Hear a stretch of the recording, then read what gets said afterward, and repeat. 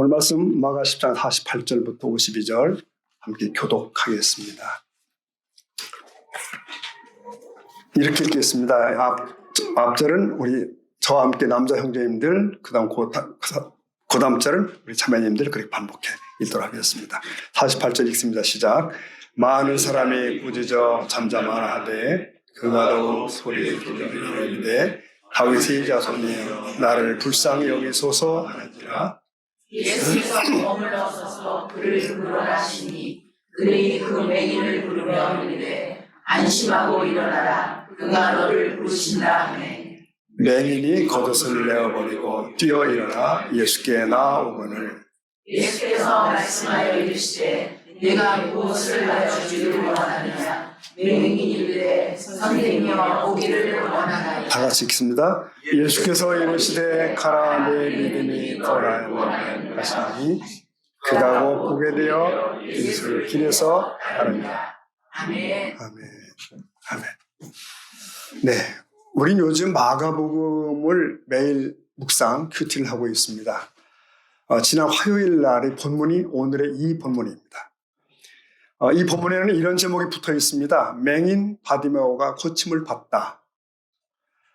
그리고 이 내용은 본문 마가복음 외에도 마태 10장과 그리고 누가 18장에도 기록되어 있습니다. 그래서 세 개의 복음서가 함께 내용을 보충하고 있습니다. 자, 때는 예수님의 마지막 주간을 앞두고 예루살렘을 향해 가시던 도중에 벌어진 일입니다. 주께서 여리고 성을 거쳐서 그 성을 빠져나가실 때입니다. 본문에서는 이렇게 설명하고 있죠. 10장 46절에 보면은 그들이 여리고에 이르렀더니 예수께서 제자들과 허다한 무리와 함께 여리고에서 나가실 때 디메오의 아들 맹인 거지 바디메오가 길가에 앉았다가 이렇게 이어집니다. 자, 배경은 여리고입니다. 주님께서 갈릴리를 떠나서 요단강 동편 베레아 지방을 따라 내려오셨다고 봅니다. 그렇다면 이제 서쪽으로 강을 건너면 바로 예루살렘으로 가게 되는 관문이 바로 여기 여리고다. 이렇게 설명할 수가 있겠습니다. 그리로 오신 거죠. 이때로부터 1400년 즈음 전에는 뭐 어떤 일이 있었을까요? 바로 그 유명한 사건, 여리고 성의 주민이었던 기생 라합과 그 가족이 구원받은 사건이 거기서 벌어진 겁니다. 지금도 여리고 구도시의 유적에는 그때 무너져 내린 그 성곽이 남아 있습니다. 저도 봤습니다. 예수님 당시 여리고는 주민이 많아서 융성한 산업도시였습니다. 그러나 여전히 그 땅에는 가난한 사람들, 병든 사람들이 있습니다. 특히 오늘 주인공은 날 때부터 앞을 보지 못하는 맹인입니다. 그러니까 심각한 장애를 안고 살아가는 거죠. 보통들 중환병에 걸리면 무슨 생각을 하게 되나요? 하나님 왜 나지요? 이런 생각을 합니다. 하나님 왜 나지요? 그러나 이렇게 바꿔볼 필요가 있습니다. 나는 왜 아니어야 하는가? 이웃이 병에 걸리는 것은 있을 수 있는데 나는 걸리면 안 되는가? 이건 합리적이지 않죠. 사례에 맞지 않습니다. 여러분, 나도 병에 걸릴 수 있습니다. 나도 장애를 가질 수가 있어요. 그것은 죄가 많아서 병에 걸리는 건 아닙니다. 그 단편적 인과응보 사상은 조심하셔야 돼요. 죄로 오염된 이 지구상에서 온갖 질병은 사실은 자연스러운 현상입니다. 무균실에서 살지 않는 한 누구나 질병과 사고에 노출되어 있습니다. 여리고를 들으셨던 주님 일행이 이제 여리고를 벗어나고 있습니다. 이 본문에 나가실 때라는 문구에 주목할 필요가 있습니다. 나가실 때라는 말은 기회가 지나가고 있음을 일컫는 말입니다. 누구에게나 기회가 다가오기도 하고 지나가기도 합니다. 준비된 사람만 붙들죠. 영적인 삶에도 마찬가지라고 생각합니다. 돌이켜야 할 때 돌이켜야 되는 것입니다. 은혜 받을 만한 때에 은혜를 받아야 되는 거예요. 기회입니다. 자, 그 여리고에 맹인 거지가 있습니다. 이 마가만이 그 이름을 밝혀줘요. 그는 디메오의 아들인 바디메오랍니다. 그를 주목해 보도록 하겠습니다. 자, 마가복음 본문을 47절을 다시 보면 47절 같이 볼까요? 시작. 나사렛 예수시라는 말을 듣고 소리질러 이르되 네. 자, 길가에 앉아서 구걸하던 그는 웅성거리는 사람들의 소리를 듣게 됩니다. 나사렛에서 예수께서 오셨구나. 그러자 즉각 그는 소리를 지르기 시작합니다. 다윗의 자손 예수요. 여러분, 다윗의 자손이라는 말은 예수님에 대한 별칭이죠. 메시아에 대한 별칭입니다. 유대인들은 메시아를 다윗 왕의 재현으로 생각했어요. 그래서 그가 나타나심으로 해서 사방의 적들을 제압하고 다윗 왕국을 재건하는 것으로 믿었던 것이죠. 보십시오. 군중들은 예수님을 나사렛 예수라고 불렀으나 바디메오는 다윗의 자손이라고 부릅니다. 이 차이를 여러분 보십니까? 사실 맹인이 더 잘 보는 수가 있는 거 아십니까? 맹인이 더 잘 볼 수 있어요. 바디메오는 보지도 못한 예수님의 실체를 정확하게 알고 있는 겁니다. 이것은 이 맹인의 내면에 있던 신앙을 보게 합니다. 아마도 그는 더 일찍부터 예수에 관해서 들었을 겁니다. 그리고 이 예수가 바로 메시아이신 것을 믿기 시작한 거고요. 그래서 그분을 만나기를 소원하고 있었음이 분명합니다. 보십시오. 주님은 이 허다한 무리 속에서 이 한 사람의 외침을 들으시고 걸음을 멈추신 거예요. 그렇습니다, 여러분. 온 세상이 나를 외면해도 주께 나아가 은혜를 구하면 주님은 내 목소리만 기다리신 분처럼 대답하시는 줄로 믿습니다. 주님께 바디메오의 소리가 들린 거예요. 네. 다윗의 자손 예수여 나를 불쌍히 여기소서. 그러자 사람들이 나서서 그를 어떻게 해요? 제지하기 시작합니다. 10장 48절 보면은 많은 사람이 꾸짖어 잠잠하라 하되 시작 그가 더욱 크게 소리질러 이르되 네, 그는 잠잠하라고 하는 제지에도 불구하고 더 크게 소리를 지릅니다. 여러분, 무조건 돈을 구하는 것이 거지들의 외침이잖아요. 그런데 이 거지는 상대를 바로 알았고 또 바른 것을 구합니다. 오히려 군중이 그걸 모르고 무조건 가로막아요. 제지합니다. 그러나 그는 굴하지 않고 더욱 소리를 높였습니다. 이것은 일종의 신앙 고백입니다. 우리가 오늘 아침에도 사도신경으로 신앙을 고백했듯이 그는 이렇게 고백한 거예요.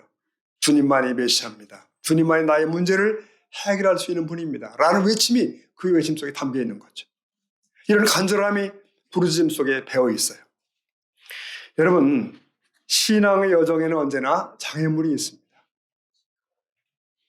장애가 있어요. 그때 그 장애를 극복함으로 신앙은 한 단계 업그레이드 됩니다. 더 견고해지죠. 바디메오의 장애물은 군중입니다. 사람들이에요.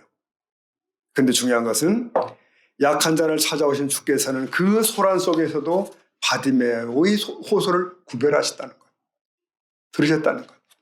10장 49절 보면 예수께서 머물러 서서 그를 부르라 하시니 그들이 그 맹인을 부르며 이르되 안심하고 일어나라 그가 너를 부르신다. 자, 여기 부르라는 그 동사가 3번씩이나 반복됩니다. 아주 정교합니다. 예수님은 발걸음을 멈추시고 그를 부르라고 하십니다. 지금 예수님은 마지막 6월절을 앞두고 예루살렘으로 올라가신 길입니다. 그러니까 인류 구속을 위한 행진, 엄중한 시간이죠. 십자가를 향한 비장하는 길이기도 합니다. 어느 개인이 나서서 가로막을 그런 상황이 아닙니다. 불구하고 예수님은 이 불쌍한 자 하나를 위해서 걸음을 멈추게 됩니다. 거기 사람들은 많았어요. 그러나 주님의 관심은 하나, 그 순간 진실된 이 구도자에게 쏠리신 겁니다. 자, 오라고 하는 이 부름을 받은 맹인 바디메오는 어떻게 했을까요? 10장 50절을 다시 보도록 하겠습니다. 50절 시작. 맹인이 겉옷을 내버리고 네, 이 구절 이건 마가만이 보여주는 생생한 묘사입니다. 마가의 스타일은 그렇습니다. 다이나믹해요. 바디메오는 기쁨과 열정 때문에 겉옷을 내어버리고 뛰어온 거죠. 그들에게 겉옷은 소유의 전부일 수 있다고 하는 거. 그러나 메시아를 만나는 일에 견줄 수는 없는 겁니다. 이런 순수한 구도자를 주님은 오늘도 찾으시죠. 오늘도 찾으십니다. 10장 51절 예수께서 말씀하여 이르시되 읽어보겠습니다. 내게 무엇을 하여 주기를 원하느냐? 맹인이 이르되 선생이여 보기를 원하나이다. 네, 지금 주님은 물으시는 거죠. 내게 뭘 해주기를 원하느냐? 몰라서 그렇게 물으실까요? 아닙니다. 아시죠? 주께서는 이적을 행하기 전에 종종 이 같은 질문을 자주 하셨던 걸 여러분 기억할 겁니다.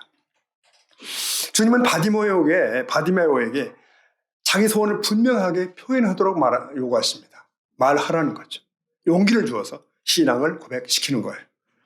그리고 여기 맹인의 대답은 진솔하고 간절합니다. 그는 성전 미문에 앉은 맹인처럼 돈을 구하지 않았습니다. 은금을 구하지 않았어요. 오직 하나죠. 나의 선생님, 눈을 뜨기를 원하나이다. 그 대답을 들으시고 주님은 이렇게 선언하십니다. 52절. 예수께서 이르시되, 다 같이 볼까요? 가라, 내 믿음이 너를 구원하였다 하시니, 아멘. 내 믿음이 너를 구원했다. 그러니까 예수님은 단지 육신의 눈에만 관여하신 분이 아닙니다. 그의 인생 전체에 영적인 눈도 뜨게 하시는 거죠. 내 믿음이 너를 구원했다. 그렇습니다. 우리의 믿음은 하나님의 권능의 통로가 됩니다. 바디메오의 믿음은 그의 간절한 태도 그리고 메시아에 대한 호소로서 드러나고 있는 거죠. 주님은 맹인의 믿음을 보십니다. 그리고 그의 영육을 건지십니다. 이 주님의 부르심에 응답하기 위해서 바디메오는 유일한 생계수단이라 말할 수 있는 겉옷마저 팽개치고 달려갑니다. 기억나십니까? 부자 청년은 감당치 못했던 이런 자세죠. 그 청년은 다 버리고 주를 따르라는 부르심을 포기하죠. 돌아가죠. 주님께서는 여기 바디메오의 그 믿음에 화답하십니다. 그를 육체적 암흑에서뿐만 아니라 죄의 암흑에서도 구원하시는 거예요. 여러분 생각해 보십시오. 나의 믿음은 무엇을 입증되면 좋을까요? 내가 주께 나아가기 위해 나는 지금 무엇을 놔두고 달려가야 하겠습니까? 자, 여러분 오늘 우리는 바디메오의 사건을 통해서 주시는 교훈이 참 많습니다. 근데 오늘 이 시간에는 특히 이 질병에 대해서 집중하려고 합니다. 특히 우리 그리스도인과 질병의 문제를 좀 정리 좀 해보려고 합니다. 짧은 시간이지만 여러분 질병과 죽음의 시작은 첫사람 아담의 타락 이후부터 시작된 겁니다. 아담 이후 황폐화된 지구상에는 온갖 재난, 사고, 질병이 다발합니다. 이 지구상에는 신자도 있고 비신자도 있습니다. 착한 사람도 있고 악한 사람도 있습니다. 그리고 자연인계는 오염되어 있습니다. 고로 모든 사람이, 모든 인류가 질병과 재해에 지금 노출되어 있는 거예요. 어린 아이들도 질병에 걸립니다. 며칠 전 지방에 사는 한 연세 드신 지인과 안부 전화를 좀 나눴는데요. 그 지방의 병원, 자신이 다니는 그 병원에 참 희한한 의사가 있다는 거예요. 그래서 무슨 말씀이냐 했더니 그 의사분은 의사 가운도 잘 안 입고 청바지 차림으로 진료를 하고 다닌다는 거죠. 그리고 또 그의 말이 참 재밌다는 겁니다. 며칠 전에도 진료차 갔더니 그 의사가 이런 말을 하더라고. 뭐냐고 했더니 의사가 이랬다는 거죠. 죽을 병 고치는 의사 봤나요? 죽을 사람은 죽고 살 사람은 살고 다 그런 거예요. 굉장히 재미난 표현이더라고요. 의사가 하는 말이니까 재밌죠. 네. 죽을 사람은 죽고 살 사람은 한다는 거예요. 맞죠? 네. 여러분 하나님의 나라가 이 땅에 도래할 때까지 죄의 저주와 질병은 있는 겁니다. 그러면 그날이 오기까지 하나님은 그저 구경만 하실까요? 지구상에 있는 그의 자녀들을 방관만 하실까요? 아닙니다. 간섭하십니다. 그분은 악도 선으로 활용하십니다. 인간들이 겪는 사건들, 사고들, 질병들 이걸 다 섭리하셔요. 그분은 악을 도모하지는 않지만 그러나 그것을 재활용하십니다. 이거 제가 발견한 용어입니다. 네. 악을 재활용하실 수 있는 분 하나님이십니다. 오늘 이 병 문제를 단순하게 세 가지를 분류를 해보십시다. 첫째는 나을 병, 그 다음 가시로 남을 병, 그리고 죽음에 이를 병. 이렇게 먼저 나을 병을 생각해 보겠습니다. 네, 여러분 대부분의 병은 사실 나을 병이죠. 우리 경험입니다. 우리 살아가면서 크고 작은 병이나 사고를 많이 만납니다. 자, 여기 한 사람이 있다고 하십시다. 근데 그가 병이 들었어요. 근데 뭐 감기 정도나 뭐 몸살 정도면 뭐 그냥 그렇게 지나갈 수 있습니다. 그러나 좀 심한 병에 걸렸다. 어떻게 하죠? 일단 병원에 가고 약 치료를 받고 뭐 시작합니다. 근데 만약 그가 성도라면 어떡할까요?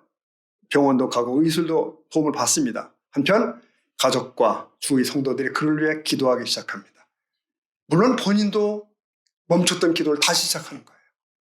그러니까 잠들었던 영혼의 잠을 화들짝 깨게 하는 것은 병이에요.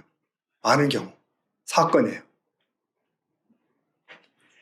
이때 그 성도는, 그 기도를 하는 그 성도는 확신해야 됩니다. 뭘? 하나님이 지금 보고 계시다. 나는 그의 자녀다. 반드시 이 병을 통해 유익을 이루신다. 이 확신이 필요한 겁니다. 그러므로 우리는 병에 직면할 때 우리는 담대함을 잃지 않고 소망 가운데 주를 바라봐야 되는 것입니다. 네. 그래서 자신이 이런 기회를 맞이해서 더 성숙하는 거죠. 더 온전한 하나님의 자녀 되도록 자신을 다듬어야 되는 거죠. 그런 시간입니다. 사실 병들은 잘 다루면 무척이나 유익할 수 있습니다. 아픈 만큼 성숙한다는 말은 애들에게만 해당되는 말이 아닙니다. 우리 모두에게 필요해요. 특히 우리 그리스도인들은 이거 재수없네, 어쩌다 이거 이렇게 걸렸어? 그게 아니고 주님이 주신 기회일 수 있다라고 생각하셔야 됩니다. 주님이 주신 기회다. 시편 말씀을 읽다 보니까 118편 17절 내가 죽지 않고 살아서 여호와께서 하신 일을 선포하리로다. 18절 읽어볼까요? 여호와께서 나를 심히 경책하셨소. 죽음에는 넘기지. 네, 이 사람은 죽지 않을 병, 그러나 어떤 병에 걸렸었어요. 나름 심각했던 것 같습니다. 그가 이런 경험을 한 거죠. 이 일 때문에 삶의 목적이 재정립된 것 같아요. 이게 영적인 진보입니다. 더 겸손해지고 더 성숙해지고 그런 기회로. 그렇게 되면 그 시험은 빨리 맞춰지고 거기를 벗어나게 됩니다. 통과하는 것입니다. 결론은 뭐죠? 회복 그리고 간증입니다. 회복 그리고 간증. 저 여러분에게 이런 간증들이 많이 있으면 참 좋겠습니다. 네. 두 번째 병은 뭐라겠죠? 가시로 남을 병이 있습니다. 여러분, 모든 사람의 모든 병이 낫는 거 아닙니다. 사실 어떤 병은 평생 떠나지 않습니다. 나와 함께 가야 되는 병이 있죠. 친구처럼. 그래서 어떤 이는 어떤 중병이나 어떤 장애를 지니고 평생을 살아가요. 하나님이 남겨두시는 거죠. 왜죠? 그거 역시 어떤 유익을 위해서 필요할 수 있습니다. 사실 영적인 세계에는 이런 간증이 수없이 많습니다. 여러분 아시는 사도 바울, 그는 평생 고질병을 안고 있던 거 아시죠? 그가 무슨 병인지는 모르지만 고질병이 있습니다. 그 역시 사람이니까 이 고질병을 아픔을 위해서 간절히 기도했죠. 치유를 위해서. 그러나 하나님의 응답은 엉뚱합니다. 뭐죠? 내 은혜가 네게 족하다. 무슨 말입니까? 그냥 지내자. 그런 뜻입니다. 그냥 그 병과 함께 살자. 바울은 그때 깨닫지요. 그래, 내가 교만해서 실족하지 않도록 가시를 주시는구나. 가시는 찌르잖아요. 찌르면 정신 나죠. 그겁니다. 내가 교만하지 않도록 가시를 주셨구나. 그걸 깨닫고 더 감사하며 삽니다. 고린도후서 12장에 그 얘기인데 7절 보면 이렇게 되어 있습니다. 사도 바울 고백이 여러 계시를 받은 것이, 은혜를 받은 것이 지극히 크므로 내가 너무 자만하지 않게 하시려고 다 같이 내 육체에 가시 곧 사단의 사자를 주셨으니 이는 네. 깨닫고 난 뒤에 바울이 스스로 고백입니다. 그래서 사도 바울은 남의 질병은 많이 고치면서도 자기는 그 질병을 가시로 간직하며 살아가는 거죠. 평생을 겸손하게 주의를 하게 됩니다. 완주하죠. 그래서 완주. 우리 주위에도 이런 비슷한 간증을 하며 사는 사람들이 종종 자주 있습니다. 그들을 상처받은 치유자라고 부릅니다. 상처받은 치유자. 오늘 저 여러분, 우리에게도 가시로 쓰임받는 질병이나 장애가 있을 수가 있습니다. 자, 또 하나 병이 뭐가 있다고 그랬죠? 세 번째, 죽음에 이를 병이 있습니다. 죽음에 이를 병. 어떤 병은 아무리 기도해도 아무리 치료해도 회복되지 않는 병이 있습니다. 차도가 없습니다. 너무 늦게 알았거나 알았어도 치료가 마땅치 않거나 여러 가지 이유지만 결국 그 병으로 인해서 죽음에 이르게 되는 거죠. 노환이나 중병이 거기에 해당이 됩니다. 그러면 여러분, 죽음은 무조건 다 나쁜 것일까요? 다 비극입니까? 그리고 오래 사는 건 많이 꼭 좋은 것일까요? 네, 그것도 아닌 것 같습니다. 자, 다시 한번 사도 바울이 사생관을 한번 좀 들어보도록 하겠습니다. 빌립보 1장 23절에 보면은 내가 그 둘 사이에 끼었으니, 둘은 뭐죠? 삶과 죽음. 그 사이에 끼었으니 차라리 세상을 떠나서 그리스도와 함께 있는 것이 훨씬 더 좋은 일이라 그렇게 하고 싶으나 24절 다 같이 볼까요? 내가 네. 그러니까 나는 이 땅을 떠나서 주님과 함께 있고 싶다. 그게 훨씬 더 좋은 것이다. 그러나 내가 지금 여기 있는 것이 너희들의 성도들의 믿음의 진보를 위해 유익하다. 필요하다. 그래서 내가 여기 있는 거다. 그러니까 그에게는 자신이 죽고 사는 문제보다 어떻게 하나님의 영광을 드러낼 수 있는가에 집중되어 있는 거예요. 여러분, 아나니아 삽비라 부부 얘기를 다시 한번 좀 끄집어내 보겠습니다. 이들은 땅값 일부를 감추고 전체를 드리는 것처럼 행동했죠. 그 사도 베드로는 그 거짓을 성령을 통해서 간파했고요. 그래서 그날 두 부부가 사려 세상을 떠나지 않습니까? 이 부분에 대해서, 뒷부분에 대해서 한 목사님의 해석을 제가 주의 깊게 들었습니다. 그 부부의 죽음, 이 죽음은 이 부부를 향한 하나님의 은총이라는 거예요. 은혜라는 겁니다. 왜요? 그들이 그런 거짓을 가지고 계속 교회에서 활동을 했다면, 직분을 수행했다면 얼마나 큰 악에 빠졌을까? 더 큰 심판에 처해졌을까? 그 얘기입니다. 그러나 하나님은 그들의 육신의 목숨을 중단하심으로 더 무서운 저주에 들어가지 않게 막으셨다는 거죠. 여러분, 누구도 이 아나니아 부부가 지옥에 갔다 그렇게 말할 수 없습니다. 그들은 가난한 이들을 위해서 땅을 팔았던 성도들이에요. 그들이 엇나가고 더 큰 심판의 자리에 가게 된 것을 중단시키신 것, 그것이 육신의 죽음이었죠. 그렇다면 이 죽음도 은총이 맞습니다. 이해되시죠, 여러분? 네. 그렇습니다. 어떤 병은 죽음에 이를 병입니다. 그러나 우리는 모든 죽음은 나쁜 거야 라고 말하지 않습니다. 죽음은 다 비극인가? 그렇지도 않고요. 순교자들의 죽음은 영광이라고 성경은 설명하지 않습니까? 그리고 한 번 죽는 것은 사람에게 정한 이치랍니다. 자, 이제 조금 방향을 돌려서 이 질병과 성령의 은사 문제를 조금 보도록 하겠습니다. 우리 성령님께서 주시는 선물 가운데는 은사가 있죠. 은사들. 은사는 이 공동체의 유익을 위해서 어떤 구성원들에게 주시는 그런 특별한 능력입니다. 특히 고린도전서 12장을 읽다 보면 거기 병 고치는 은사가 지목되어 있습니다. 보통 치유의 은사라고 얘기하죠. 네. 고전 12장 9절입니다. 보면은 다른 사람들에게는 같은 성령으로 믿음을 주셨다는 거예요. 그 다음에 볼까요? 어떤 사람에게는 한 성령으로. 네, 보세요. 은사들 중에 병 고치는 은사가 나오는데 가장 자주 눈에 띄는 은사 얘기는 역시 방언 얘기입니다. 이 은사를 가장 좀 흔하고 남자보다 여자분들이 많이 받는 방언의 은사가 있죠. 그리고 그 다음이 이 치유 은사인 것 같아요. 눈에 띄는 것은. 왜? 안 아픈 사람이 얼마나 되겠어요. 그래서 사람들의 관심은 그 치료하는 은사 혹은 치료하는 은사자에 자꾸 시선이 가는 겁니다. 그러다 보니까 이 질병을 고치기 위한 전문 치유 집회들도 생겨났습니다. 전문 치유 집회들. 성령께서는 주권적인 은혜로 병자들을 만져주십니다. 그러나 거기 참석한 모든 병자들이 고침받는 건 아닙니다. 일부가 받습니다. 여러분 생각해 보십시오. 예수님도 그 당시에 모든 병자들을 다 고치신 거 아니죠. 네. 예수님은 육신의 병자들을 치유하러 이 땅에 오신 분이 아니기 때문에 구원의 역사를 이루기 위해서 오신 분입니다. 그 역사를 이루어감에 있어서 뭔가 합당한 이유가 있을 때 그 병자들을 고쳐주신 거예요. 그래서 이런 치유 기적을 뭐라고 부르죠? 표적이라고 불렀습니다. 성경은 자주 표적이라고 그래요. 표적. 단순한 이적이 아니라 표적입니다.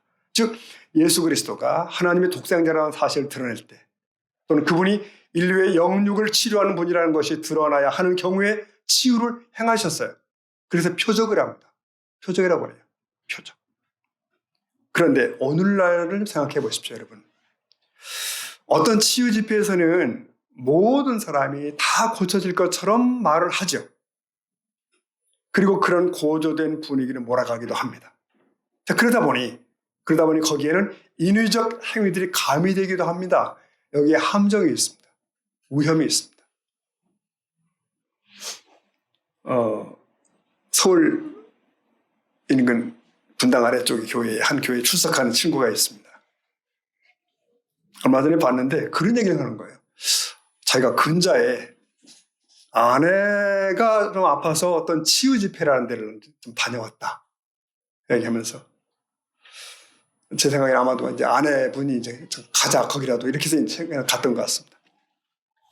이 친구가 이런 질문을 합니다.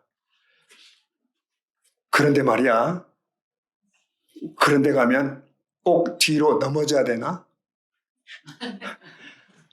다들 넘어지는데 자기와 자기 안에 멀쩡히 뽀정이 서 있더라는 거예요. 너무 뽀정하더라는 거죠. 그래서 서둘러 이제 나왔는데, 나오면서 이제는 그만 와야 되겠다 그런 생각이 나더라는 거죠. 네, 여러분, 우리가 조심할 필요는 있습니다. 분명히 성령의 은사는 있고 치유는 일어납니다. 네. 근데 그 현장에서는 인위적인 조작이 가미될 확률이 높아지는 겁니다. 그러면 거짓이 끼어들고요, 처음의 순서에는 달리 변질되고 합니다. 그럴 수 있어요. 심지어는 사단이 틈을 타고 들어오기도 합니다. 그래서 치유는 계속 일어나는데 그게 성령의 일인지 악령의 일인지 분간하기 어려운 경우가 발생해요. 그런 경우들이 있습니다. 여러분 아시겠지만 얼마 전에 세상을 뜬 만민교회인가요? 이재로 목사라니 뉴스에도 나왔죠. 네. 그가 대대적인 치유 집회를 열면서 병자를 치료했다고 했습니다. 그래서 만민교회가 급성장을 하고 대형 교회가 됐죠. 그러나 결국 그는 이단이 되었고 막판에는 성추행범이 되었고 옥에 갇히기도 하고 그런 초라하게 세상을 떠났죠. 근데 이제 요 근처 동네 저희 집이 있는 골목에서 때때로 보는 그 할머니 한 분이 있는데 바로 그 교회에 다닌다는 것을 저희가 알았습니다. 근데 그가 이런 말을 한 거죠. 그 할머니가 사람들이 이재롱 목사를 뭐라고 해도 자기는 이재롱을 떠날 수 없다. 왜? 거기서 병고침을 받았기 때문. 이렇게 됐어요. 이게 참 여러분 얼마나 두려운 일입니까? 내 육신의 병을 고쳐줬기 때문에 그가 2단이고 3단이고 틀렸어도 그는 따르겠다는 거예요. 결국 그 할머니는 그 집단이 잘못돼서 떠나지 못하고 맴도는 겁니다. 거기. 안타까운 경우죠. 그래서 목회하는 모든 목회자들의 그런 아쉬움이 좀 있습니다. 나도 강력한 치유 은사를 받았으면 어땠을까? 손만 대면 전율이 일어나고, 아니 근처만 가도 질병이 떠나가는 역사가 있었으면 얼마나 좋을까? 그런 그런 갈증들이 있습니다. 그러나 성경의 원리는 이렇습니다. 하나님은 모든 사역자들에게 강약의 차이는 있지만 목회적 차원에서 다 치유의 능력을 허락을 하셨다는 거죠. 그러니까 순종하는 마음으로 그 성도들의 치유를 위해 기도하는 겁니다.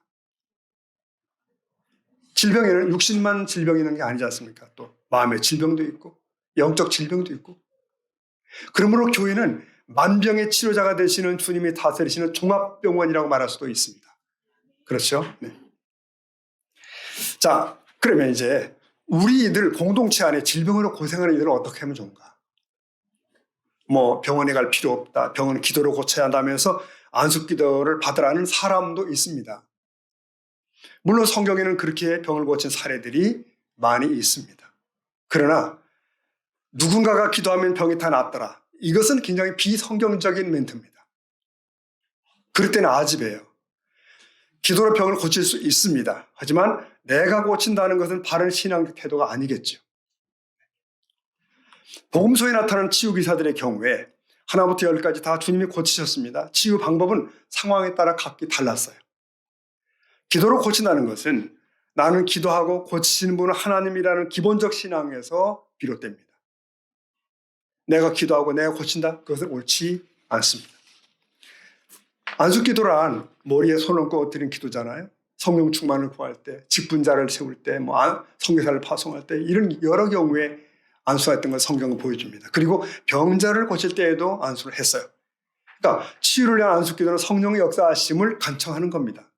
이때 중요한 것은 안수자와 안수받는 사람 사이의 이 신뢰가 성립이 되어야 됩니다. 우리는 이 바디메오의 말과 행위를 보면서 그가 가진 주님께 대한 놀라운 신뢰 그리고 갈망을 보게 됩니다. 그의 믿음이 치유와 응답의 조건이었어요. 우리는 병원 치료도 받고 약도 복용합니다. 의술도 약도 하나님이 주신 은혜가 분명합니다. 그러나 병원이나 의학은 전능자가 아니라는 걸 잊지 마셔야 됩니다. 하나님만 전능하시고 영원한 치료자이십니다. 난 너희를 치료하는 여호와입니다. 말씀을 기억하셔야 돼요. 그래서 어떤 이가 고친 데는 허언에 흔들리면 안 된다는 것이죠. 이 시간에도 질병과 싸우는 이들, 간절히 낫기를 사모하는 이들이 있습니다. 네, 우리 중에도 있습니다. 마음의 병, 육체의 병, 영적인 병으로 고통을 당하는 자들이 많이 있습니다. 그런 병자를 위해서 교회에 주신 하나님 말씀은 무엇일까요? 우리는 의술을 통해서 병 고치는 걸 무시하지 않습니다. 하나님은 의사와 약들을 통하여 몸이 아픈 일을 고치시고 새 인생의 기회를 주길 원하셔요. 그럼에도 교회는 병든 지치를 위하여 기도할 특권이 있습니다. 주님이 의사 중에 의사이십니다. 주께서는 이 땅에 오셔서 많은 사람의 병을 친히 고치셨죠. 소경뿐만 아니라 각색 병들을 고칩니다. 귀신을 내쫓습니다. 아픈 이가 있으면 무조건 병원에 보내야 되라는 공식을 벗어나서 주님을 믿는 믿음으로 병을 다루라는 것입니다. 교회에 나오는 우리 성도들은 병 고침의 은혜를 믿어야 될 줄 믿습니다. 예수님은 병을 고치는 능력을 제자들에게 주셨어요. 그리고 사도행전에 넘어가면 그 능력을 교회에 주십니다. 믿음의 기도는 병든 자를 구원하리라고 격려하십니다. 야고보서 5장 말씀 보시겠습니다. 16절 읽어볼까요? 시작. 그러므로 너희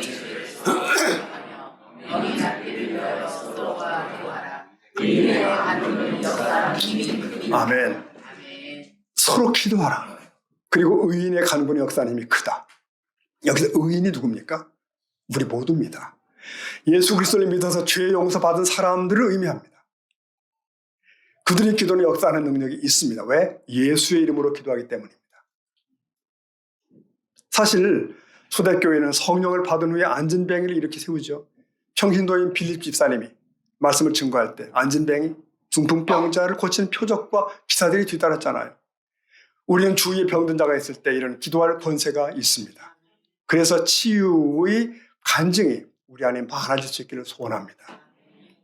아픈 이가 있어 이렇게 기도하면 출발이 좋을 것 같아요. 이런 아무개가 그런 식으로 읽어볼까요? 시작. 하나님 아버지 아무개가 기도의 힘이 금을 진실로 믿게 하옵소서. 죄를 고백하고 하나님께 간구하여 하나님의 역사하심을 경험하며 영혼과 몸이 건강한 삶을 살게 하옵소서. 주 예수 그리스도의 이름으로 기도. 네, 이렇게 기도를 시작을 하고 들어가야 될 것 같습니다. 하십시오, 여러분. 자, 오늘 말씀을 매듭하겠습니다. 그러면 치유받은 후에 바디메오는 어떤 삶을 살게 되었나? 어떻게 되었나? 그는 영적으로 동시에 육적으로 구원을 받았고 예수를 따르는 제자가 됩니다.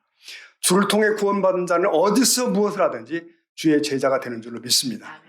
길가에 앉아 구걸하던 그는 예수님과 함께 길 위에서 함께하는 제자가 됩니다. 그러니까 길가의 사람이 길 위의 사람이 된 거죠. 세상에 내세울 것이 없는 사람입니다. 그러나 영적인 눈을 뜨고 예수님을 따름으로 세상의 상식을 뒤엎고 하나님 나라의 삶을 살게 됩니다. 이제 우리 모두에게 남겨진 질문도 같은 거라고 생각해요. 나는 길가의 사람인가?